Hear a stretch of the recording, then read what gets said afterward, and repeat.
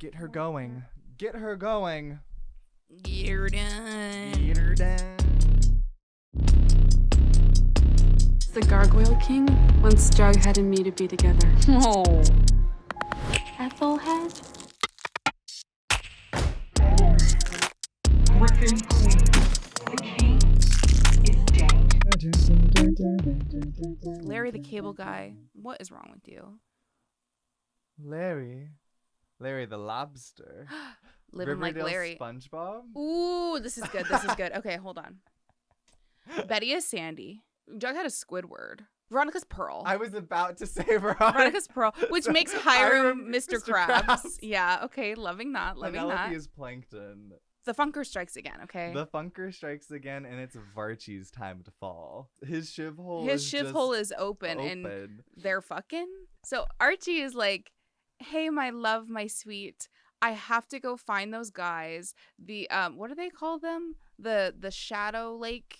The Shadow crew? Lake gang. Shadow Yeah. Lake boys. It's like the guys who falsely testified against Archie because they were paid off by Hiram. And she's like, Archie, you are under no circumstances going to do that. I'm going to go look through the case files at your house and see if I can find something that somebody had missed. Yeah, you need to stay put because there is a full-on manhunt outside. Everyone is looking for Archibald Andrews, wanted posters, curfews, checkpoints on the roads. The manhunt is getting serious. All the kids are in class. Their inexplicable class they all have together. Yeah. And Sheriff Maneater comes in and he's like, I know some of you guys know about what happened to Archibald.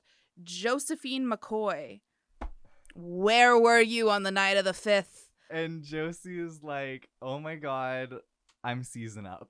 And so she has a seizure while Evelyn Evernever stares her down. And Betty is like, Juggy, we need to have a debrief. I seized up, Ethel seized up, Josie seized up. Sees me once, shame on me. Sees me twice, shame on you. Sees me thrice. We cut back over to the Funker. It's Kevin's turn to watch Archie. And guys, can we introduce a little Karchi? Archie, you're over there moaning and groaning. What's up? And he's like, my wound's infected. Yeah, his shiv wound is open and pussy. Archie is like, Kev, we gotta go to the hospital. Except they don't go to the hospital. They go to Dr. Curdle Jr. Yeah, because he's a DL, well. Mask trade. Veronica is like, I'm going to snoop through the case files. And while she's doing that on her little bed, she's like, wait a damn minute. There is a interrogation video of one of the guys who implicated Archie. This footage has been doctored. So she's like, if I was my dad, where would I put this incriminating footage? I know, on my mom, the mayor's laptop. Yeah, at work. So Ronnie breaks into the mayor's office and sees a folder with the symbol, runic symbol that was branded onto Archie. She sees the undoctored tape inside of this runic G&G symbol file, and she's emailing it to herself. Suddenly, Hermione's secretary is knocking on the door like, oh my god, that little lodge child scampered in. I'm calling the police. Let me in. And Veronica's like, oh my gosh, Monica Posh email. Luckily it sends. But now she's taken to the hoosegow. To jail because of breaking and entering. Everybody knows what the hoosegow is. That's jail. How do you even explain this image? So Jughead is trying to track down Joaquin. Joaquin told Kevin when Kevin and Joaquin had spot each other at the grate, that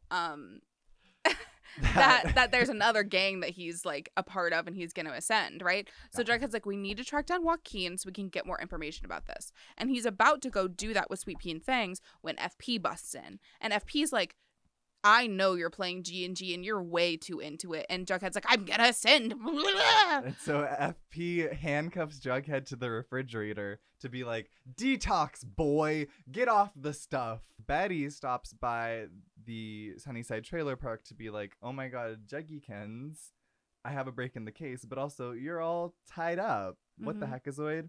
So Jughead gets released and now he's off on the Joaquin hunt. Betty, meanwhile, has been doing, honestly, the biggest investigative journalism. Oh, yeah. She's sending out ascension party invitations again. To the original Midnight Club. She's borrowing La Bonne Nuit so that every member of the Midnight Club is present for Betty to interrogate. Including Marty Mantle. Including that POS Marty Mantle. Yes. Betty is talking with every member of the Midnight Club, like, fingers pointing. Everybody's like, it was Penelope. She grew poisons in her greenhouse. Penelope's like, no, you Doonclux. It was obviously Daryl Doyley because he had a crush on me. I rejected him. He was trying to poison me with blue lips, but then Principal Featherhead drink it instead. It was a tragic accident. And Betty's like, oh my gosh, okay, so you're putting the blame on Daryl. Whatever happened to Daryl Doyley?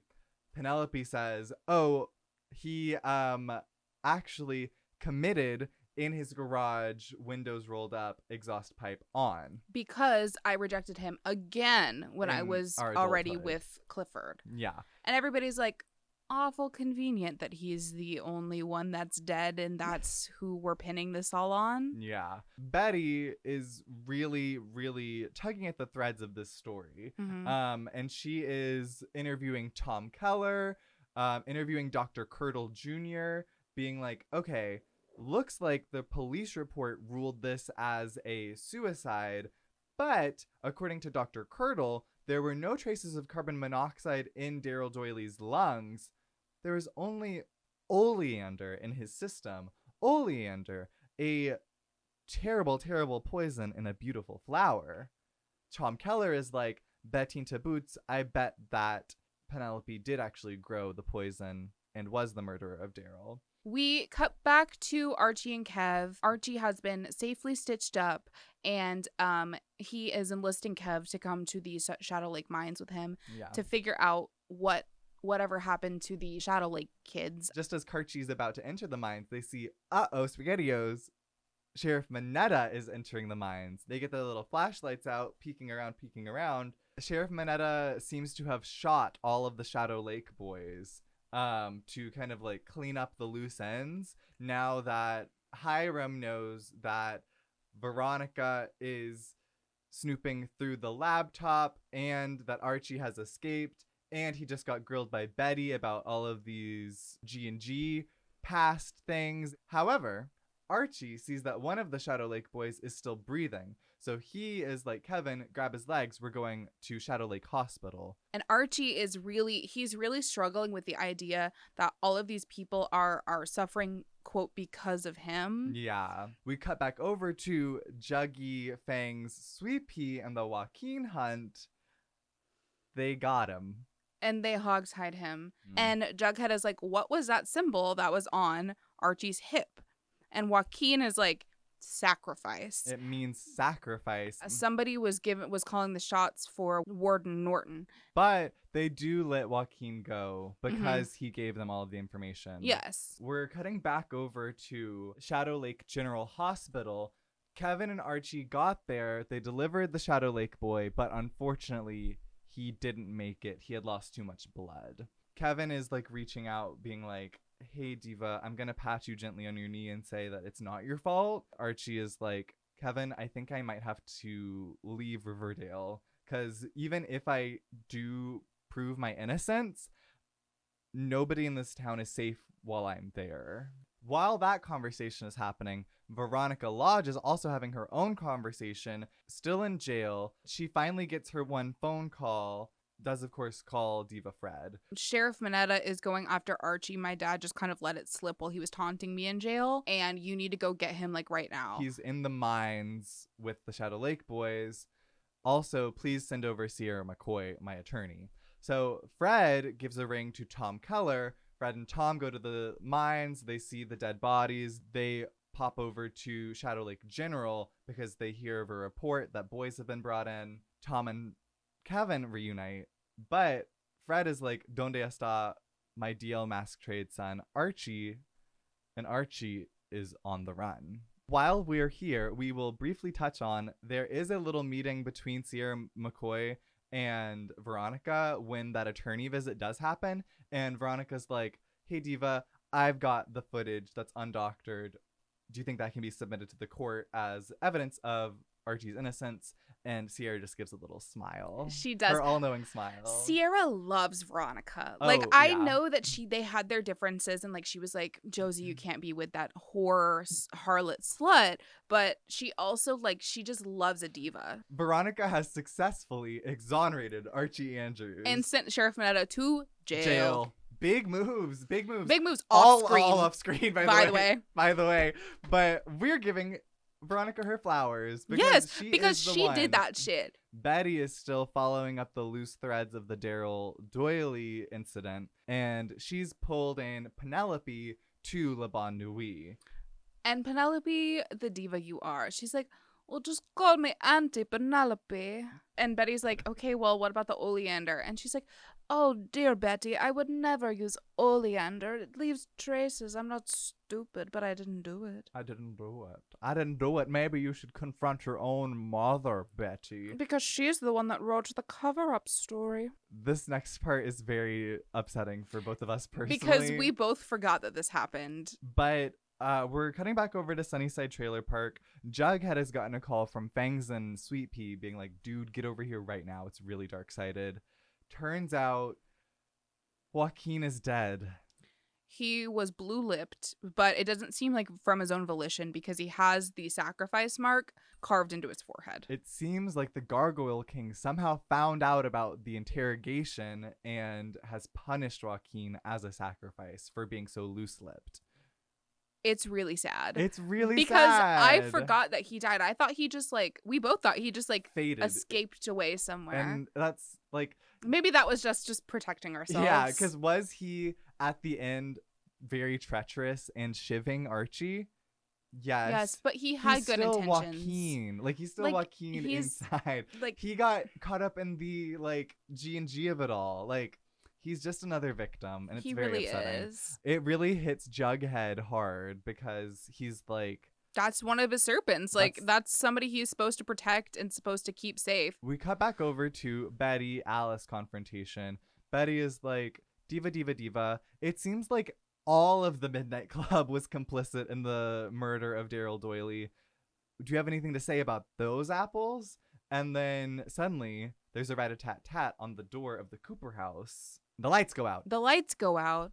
And there's suddenly there's fuchsia lighting happening. And there's banging on all of the windows and doors. The Gargoyle King has gotten into the house, Betty. So they somehow, guys, I don't understand the logistics of this at all. I think the back door. The gentle back door. No, entrance. yeah, I know. Just where's the lighting coming from? Yeah, that makes no sense. This is all basically in service of a Scream reference that's coming out of nowhere. Yes. Because Betty and Alice are about to run out the front door. Suddenly there's a hand reaching in, and they're like, shut it, run upstairs. Daryl Doyley's grave has been placed on Betty's bed, and instead of Daryl Doyley, there's spray paint graffiti crossing his name out, and it's written Betty Alice. Suddenly, finishing out the Scream reference, Skeet Ulrich is jumping through the window. Betty's second story window. Hey, his son did it too. He's caressing Alice, it's okay, we'll call the police, don't worry. Even though, I would still be freaked that a gargoyle attack is happening. Yeah, I wouldn't be it's all over. It kind of has just begun. It seems to, but they're saved. Yippee! The next day, Betty walks into the house and Alice is like, listen, Elizabeth, I'm gonna go live with the farm. I don't feel safe after that last gargoyle attack, so I'm gonna go with Polly and the twins. I'm gonna live at the farm. And Betty's like, well, I'm not going to the farm. And Alice is like, I knew you would say that. She's sending Betty to the Sisters of Quiet Mercy, and she gets fucking taken away by force. With men in white coats. There are so many other options. She could have lived with Fred. She could have lived with FP. She could have lived with fucking Veronica. Sierra. Sierra's the actual choice. She could have literally lived with anybody else. She could have lived with Kevin. I can only assume that Alice being brainwashed by the farm has made her retrust the Sisters of Quiet Mercy, because you'll remember it was a big betrayal to Alice that Hal sent Polly to the Sisters of Quiet Mercy because of Alice's previous history also being interred by the Sisters of Quiet Mercy by Hal. Boo knows. But Betty has been interred. So you might be wondering, where the hell is Archie Andrews?